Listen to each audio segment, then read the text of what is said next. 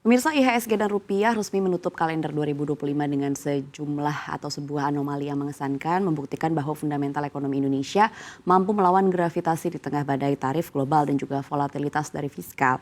Meskipun sempat dihantam 2 kali trading halt dan juga tekanan arus modal keluar yang masif pada paruh pertama tahun, pasar modal kita justru berhasil mencetak rekor sejarah dengan kapitalisasi pasar yang menembus 16.000 triliun rupiah. Dan inilah potret ketangguhan ekonomi domestik dalam menavigasi transisi pemerintahan serta guncangan eksternal yang kini membawa kita menetap tahun 2026.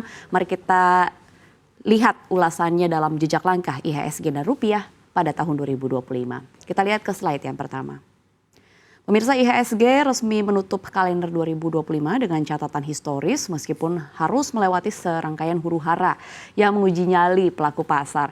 Indeks berhasil melesat 22,13% sepanjang tahun atau secara year on year dan mencetak rekor tertinggi sepanjang masa atau all time high sebanyak 24 kali. Perjalanan menuju kapitalisasi pasar 16.000 triliun rupiah ini pun tidaklah mulus, terutama pada paruh pertama tahun 2025 kalau kita lihat ke belakangnya. Kita sempat melihat indeks terjun bebas ke bawah level 6.000 akibat tekanan dari internal maupun eksternal yang sangat masif. Dan kita lihat selanjutnya per periode seperti apa pergerakan IHSG.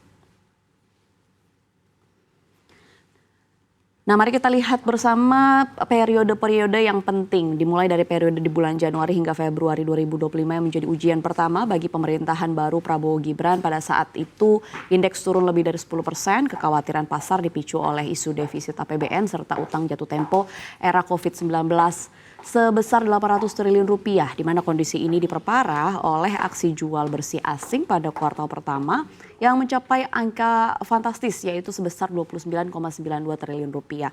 Investor global sendiri memilih untuk bersikap sangat hati-hati terhadap risiko fiskal Indonesia yang dinilai sedang meningkat pada saat itu. Kemudian kepanikan pasar juga mencapai puncaknya pada 18 Maret 2025 saat terjadi trading halt pertama akibat anjloknya indeks sebesar 5,03%.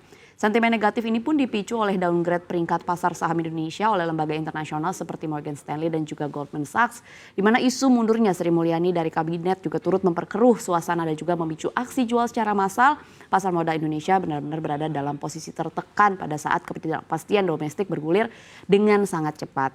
Kemudian kalau kita lihat periodenya memasuki awal April di tahun 2025 kemarin, tekanan ekstrim kembali datang pada saat Donald Trump mengumumkan kebijakan tarif resiprokal yang mengguncang dunia, tidak hanya Indonesia saja.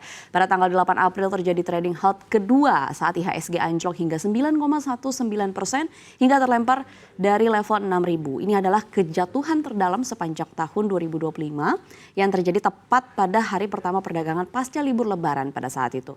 Reaksi pasar ini mencerminkan kekhawatiran mendalam akan potensi perlambatan ekonomi global akibat perang dagang Amerika Serikat. Meskipun pasar modal berdarah-darah, ekonomi Republik Indonesia pada kuartal pertama masih tercatat tumbuh 4,87% secara tahunan, di mana perlambatan ini memang berada di bawah level psikologis 5% akibat moderasi ekspor dan juga penyesuaian konsumsi.